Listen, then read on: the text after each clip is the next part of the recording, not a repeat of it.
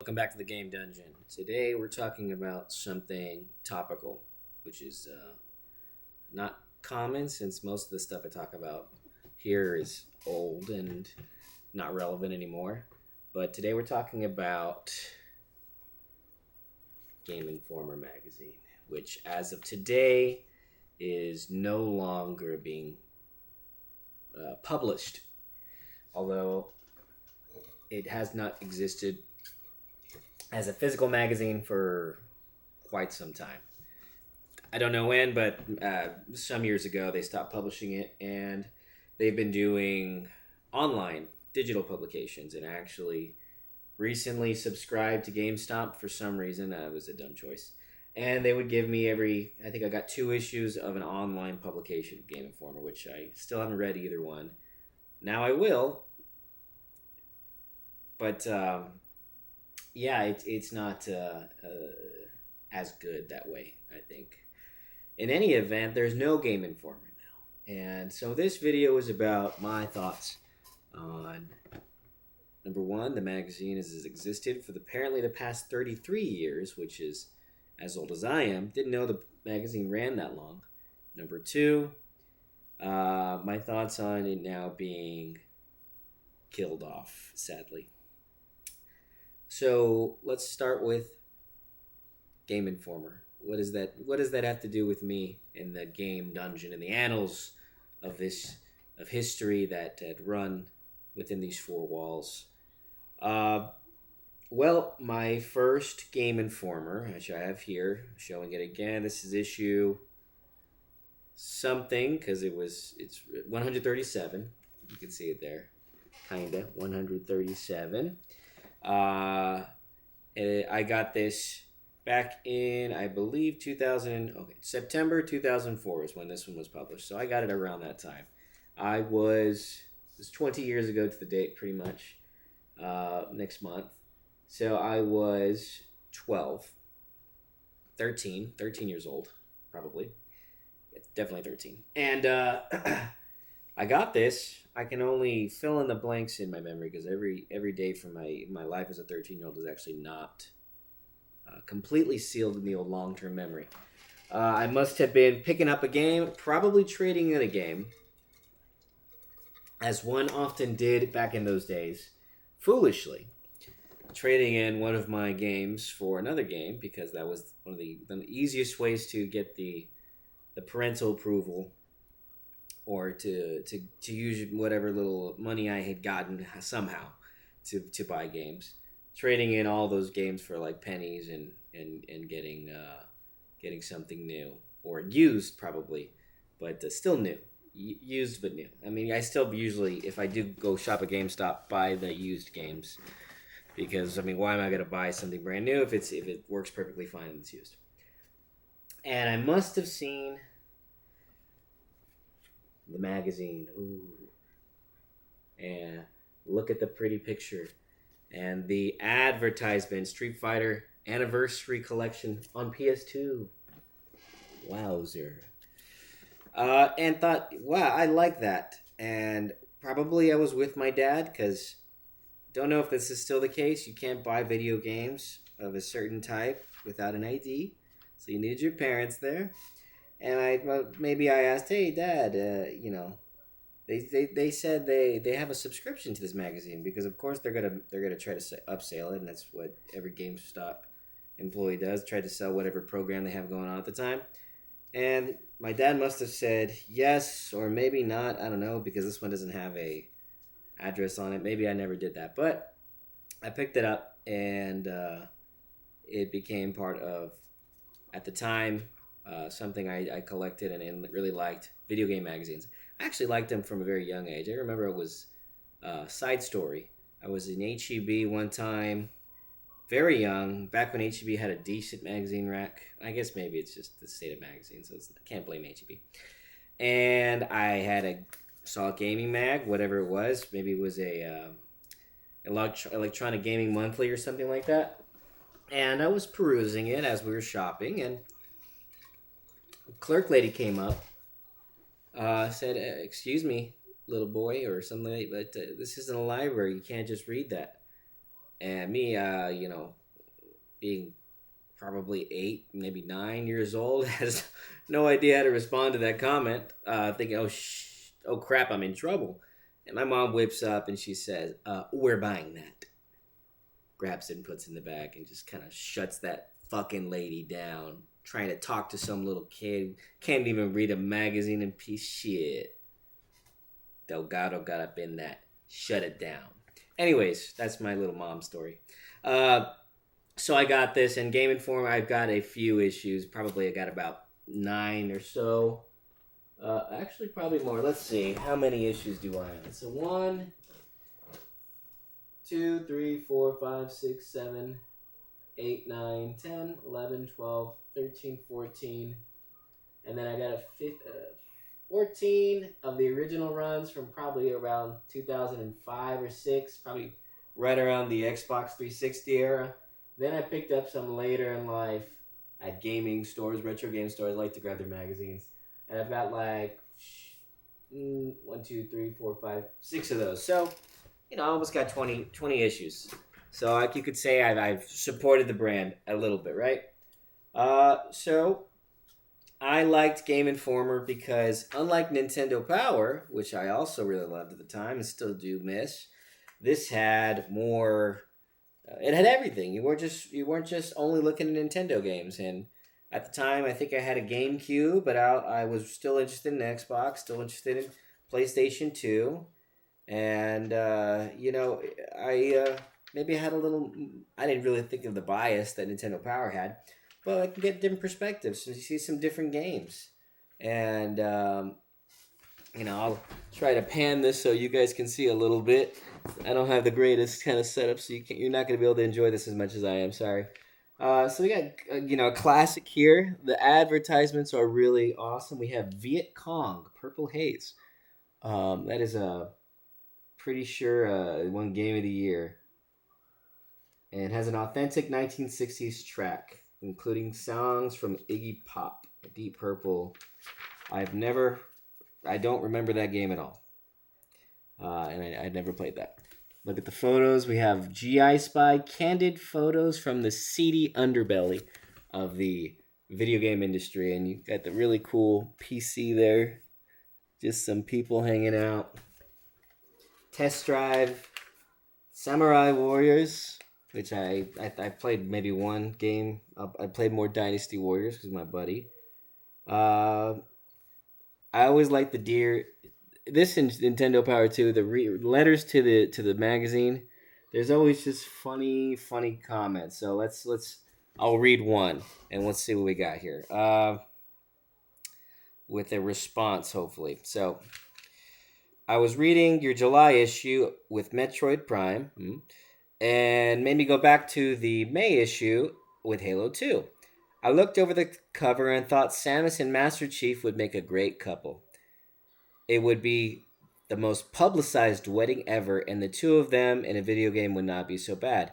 While on the subject, how about Sam Fisher proposing to Jade from Beyond Good and Evil? Okay, that's interesting. It's funny, at the time, there was a little animation, I think it was called Haloid, and it was made by this really genius, I don't know what you would call him, but he used 3D models to make videos, and it was a very actiony Halo versus, Master Chief versus Samus video. So influential. He joined up with Rooster Teeth, and he was part of the Red versus Blue crew until he sadly passed away. God rest his soul. So stuff like that, and we have Ninja Turtles in the background. Game art, same thing. I think they must have taken a book at Nintendo Power, or they must have taken a book at each other. But you have the game art there. Got the Kingdom Hearts 2 and such. Metroid Prime. You can just see the games that were popular at the time. And,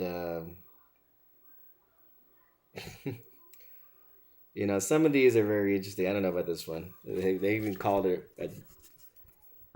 I'm not sure what game that's from, but good God. I mean, that, it's probably like an 11, 13-year-old. And they're an adult now, so we could both say that it kind of sucks. Sorry. But it's cool to have your art published. So here talking about the DS. This is when they were just starting to.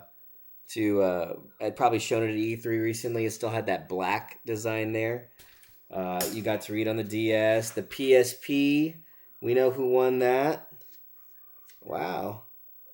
Oh, I never knew that thing existed. A PS2 DVD recorder combo, which apparently has been failing in. It was called the PSX and failed so far in Japan. Well, cool little thing there. You have the epitome of this is games in this era. They don't do it like this anymore. Video game models in bikinis. You just they just wouldn't do that nowadays. The good, the bad, and the ugly. Let's see. This is the section they would often have here. That's some pop culture stuff. Let's look at what's good. Okay, good is picked up Tim Schafer's Psychonauts, Majesco. The Xbox game was once a pillar of first-party software for Microsoft, but was recently dropped by the company. So I guess helping out Psychonauts, Tim Schafer, who also made Brutal Legend. That was a dope game. The bad, Kirsten Dunst complained to developer.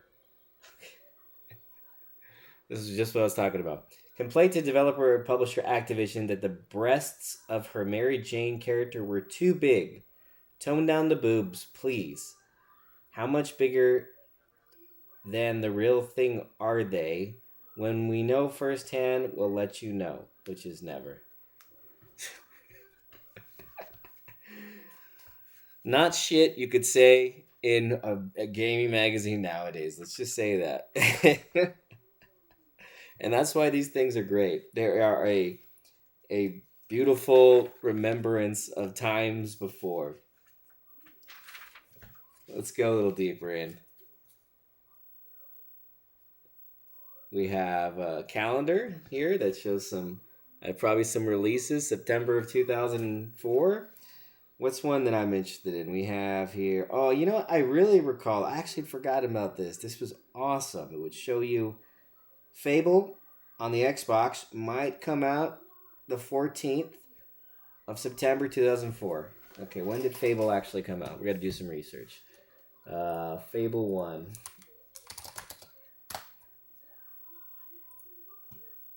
Fable 1 came out on September 14th, 2004. So they got it right. It said hopefully, and I guess if they weren't sure. And you have right there next to it a Fable advertisement. Fable 1 is actually the only one of the trilogy I haven't played. Although I guess I could because it's on Game Pass. No, I'm not getting Game Pass. Screw that. Let's see. What else is something that pops out of this one here? Burnout 3 Takedown. Burnout 3 review. Great game. See how, that's high quality video there. You can see. The fun, I used to have so much fun with Burnout. I don't remember. I'm pretty sure it was Takedown. Just freaking smashing cars and crashing. Okay, I think I may have hit a resounding theme of this magazine. Next we have Leisure Suit Larry, Magna Cum Laude, and right next we have an ad for the Guy Game, which has a whole bunch of controversy in here. Apparently there was somebody under the age of 18 in this game who exposed themselves, and they got some flack for that, to say the least. You could just pick this up and you find out how to hook up with girls in Leisure Suit Larry. That's freaking funny. I guess not bad for a 13-year-old, huh? That's probably hitting some of the brains things going on at that time. X-Men Legends, Mario Tennis, Sly 2, Cameo, Elements of Power, Cameo 2, Photo File. So this is some photos of games. Katamari Damacy is really the only one I can recall from any of these. And then you have an ad for Zappos. Zappos? That's what they're called? Zappos. That is that is hilarious. What the it's a website, I guess, for sure. Zappos. Good old Zappos. Everybody remembers Zappos. What else we have here? Sports section. Bunch of fucking Madden games, NFL games. I don't fucking care. Oh, NHL, ESPN NHL. So you had your choice of NHL 2005 or ESPN NHL 2K5. Apparently, NHL 2005 edged out by a point 0.5 point. You can see there. That was actually a thing I appreciated more of the time. You had more variety and choice as to your sports video games. Now, I don't play them too much nowadays, but essentially, I'm not. It's 2K, and that's it. I mean, I could be wrong. Let me be clear. I don't play these games, but it's just reiterations of the same game. You're buying them over. There are some people who will never play any other games besides a 2K game. That's just them. That's what they play video games. That's why they buy an Xbox or a PlayStation for. I'll never understand that because to me in this day and age, you may as well make it live service. As much as I'm against live service games, the sports game is really the only one I could see making sense because you have continual updates on your rosters. They change every year. I guess I could see the appeal of hey, I liked my roster when it was like my 2016 roster versus my 2019 roster. I always have that, but you know what? It wouldn't make the publishers as much money, which is why they do it that way. And the suckers keep on buying. Let the suckers buy, right? Not me. Catwoman, 4.75. As good as the movie, I think. Catwoman for the what is it? The PS2? Yeah, PS2, Xbox, and GameCube. I think I actually did play that game. I rented that game when I was younger. Beautiful Joe got a 9.5. That seems to be pretty accurate. Hot Shots Golf 4, which has some PlayStation 2 kind of characters. You have Jak and Daxter there, and Ratchet. I'm sure Clank's there too. And it looks like Ultimate Muscle guy. I can't tell. It looks like a guy from Ultimate Muscle on the top. But now that's a game I could get behind. That's like a Mario Golf, but it's not Mario. So that'd be cool if they still make games like that. But they don't. So this is kind of a good representation of the era. And there's a lot of variety in games. You have Phantom Brave, which is a Nippon Ichi, released it in August 31st, is a PS2 RPG. Never played it, never heard of it. Street Fighter Anniversary Collection, listed by here, gets an 8. Asterisk and Obelisk XXL. Didn't do well, but, if you were thinking, what's a game I never got to play back in the day? It's at the tip of my tongue. Your Game Informer magazine, it had you. Or it has you now, even. I mean, you could go back. I could go back and play it. There was actually a game right here. It was just Puro GameCube. Amazing Island. I never played it, but I had seen so many advertisements in Nintendo Power, here obviously, and one day I'll go find it. But I'd honestly forgotten about it. But it's seeing the photographs brings back those memories, and you can look at all this information about all these different games, get what they thought about it, base your own opinion. For me, I'm always like, you should play a game yourself before you make a judgment. Back then, you could rent it, so you didn't have to buy it necessarily. You rent the game, and this thing could also help you with strategies and stuff like that. So the disappearance of game magazines in general is just really sad. Unfortunate development with the advanced technology, but I don't think that it should be the way it is. I think that if and maybe GameStop and Game Informer, the way they were publishing and the sales they're making was representative of that, but I think if you did it now, maybe it could be different. I know that Retro Gamer, they still make a magazine. I buy their magazines. I love it. There are things I found out in games that I had played years ago that I'd never known, but it was there listed.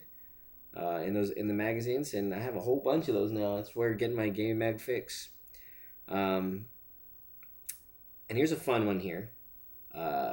You can enter Gameloft's download to win sweepstakes to win a dream gaming system from Alienware. Whoa. And look, mobile games, 2004 mobile game on your Nokia flip phone. Damn, look at that Alienware. If you had a gaming PC, this is what it looked like back then. It was goofy looking, and I guess ours are kind of goofy looking now. Probably in 20 years, they're going to think they're goofy looking, but they were around. They did look like spaceships, and they were all made by Alienware. That's the only company I knew that made quote-unquote gaming PCs.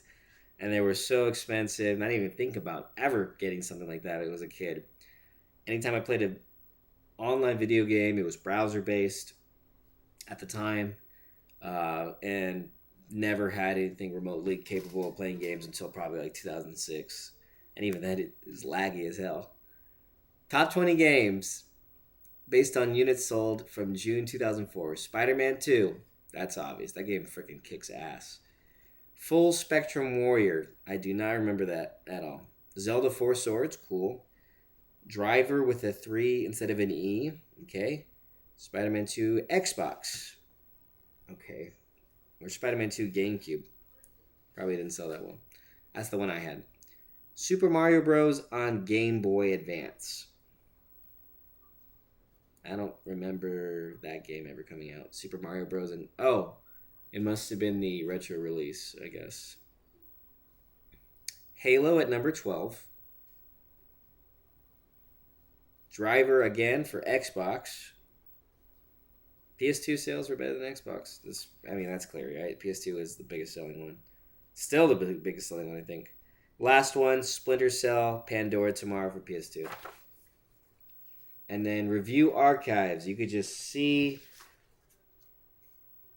all some old reviews. It's a titled Really Ugly Page with lots of old review scores. So in case you're wondering, hey, what I missed that issue. Can I go back? What did you give?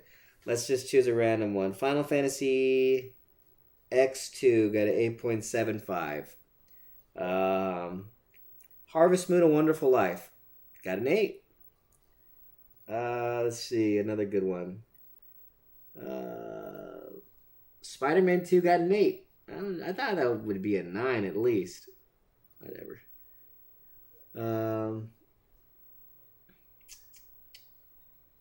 This is Game Boy Advance.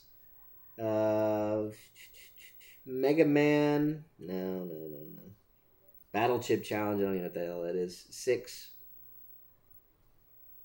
Where's GameCube? PC games. Deus Ex Invisible War, 9.5. Wow. I didn't know it came out for PC. I thought it came out for Xbox. And GameCube. Here's one for me on GameCube. Metal Gear Solid Twin Snakes, 9.25. Fuck yeah, that game kicks ass. Some tips for Star Ocean. More tips for Star Ocean. If you love Star Ocean, I'm sorry. I'm skipping this. Wow, I got like the pinnacle here. Look at that. PS2, Lara Croft modeling. This is this cat here. I guess this is the man Lara Croft calls daddy, Toby Gard. And that's just that's it right there. That's the one. That's the one.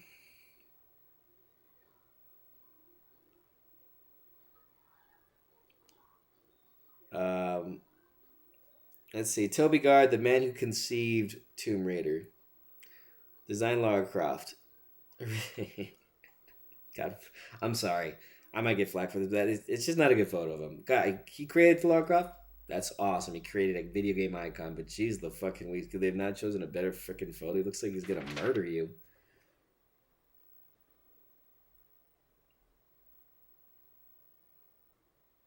The Many Faces of Lara.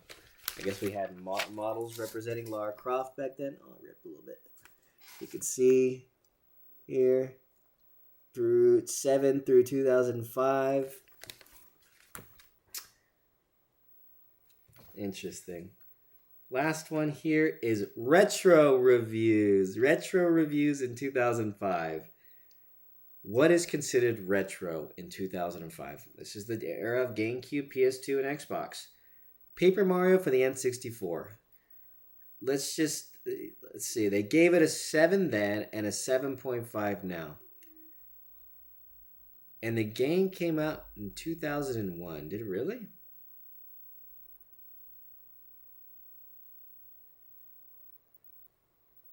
$2001. Jeez Louise, that's surprising. I thought it came out in the 90s. Ren and Stimpy Fire Dogs for the Super Nintendo. That came out in 91. No, probably came out later. It doesn't say when this game came out, but that, I guess that would be understandably quote unquote retro. And then Scud the Disposable Assassin for what looks like a Genesis. It's hard to tell. Sega Saturn. Here's some photographs of that. Retro reviews. The very interesting to get that perspective, because you get the perspective of what's in the time, but you don't, you do actually, you get what they consider quote unquote retro. I mean, one game that came out 4 years ago. I mean, that's what, taking that out, what's 4 years ago? 2020? What came out in 2020? I don't know. Let's see. Games that came out in 2020.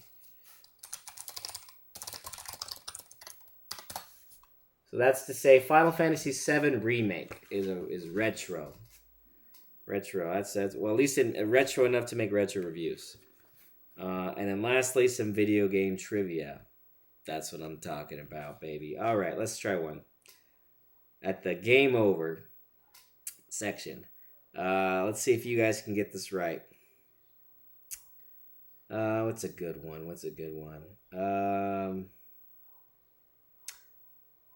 Number 5, ripoffs. The Simpsons Hit and Run, which is a good game, is obviously patterned after Grand Theft Auto 3. What game inspired the earlier title, The Simpsons Road Rage? Is it A, Smashing Drive, B, California Speed, C, Need for Speed, or D, Crazy Taxi? Now I remember Hit and Run, yes. I think I barely played Road Rage, but you couldn't get your car, I'm pretty sure. So if I were to guess, I would guess Crazy Taxi. So let's see. Number 5, and you got the answers down here in the bottom.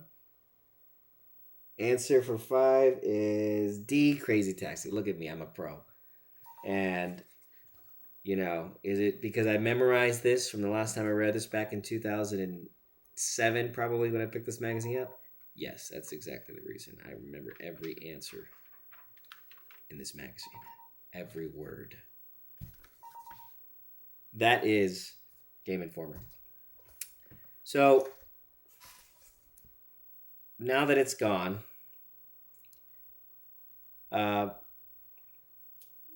what can we say? Game Informer has a very long-lasting legacy. It's a loss for both the physical mediums that we have on this planet Earth, and a loss for video gaming journalism. It is a loss of culture for future people, my kid, my own son, to appreciate getting this information and not being inundated with web browser advertisement. Buy this, click on this. All of this kind of stuff that you don't really get with online game reviews. And also the massive amount of skewed views you might get on in some of these publications nowadays. I'll never trust an IGN review. Of the modern, probably past 2012. I don't go follow Kotaku anymore because of just some of the insane things that they post about that I think are not really relevant to if you're interested in video game news. Twitter, social media, That's where a lot of people get their information.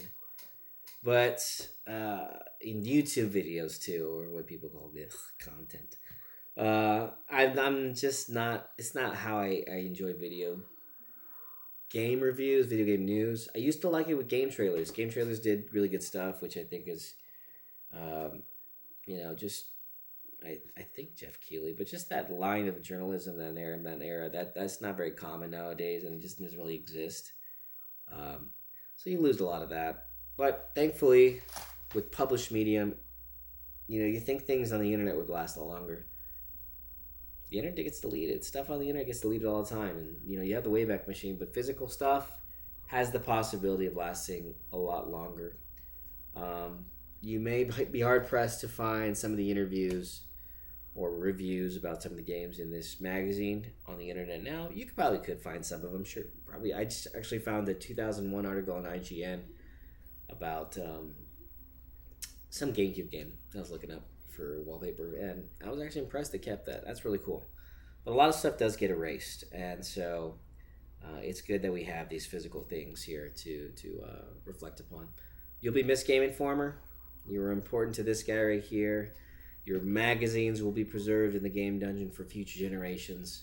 The work of your journalists, your magazine editors, your graphic designers is not in vain. And I hope all you guys get employment soon because you deserve it. You guys kicked ass. You guys rock. Here's to all the employees whoever worked for Game Informer over the past 33 years since I was a wee baby, of maybe just a couple months old. I don't know exactly when in the past 33 years they started, but I am 33, they are 33, and it's not long enough. See you next time, champs.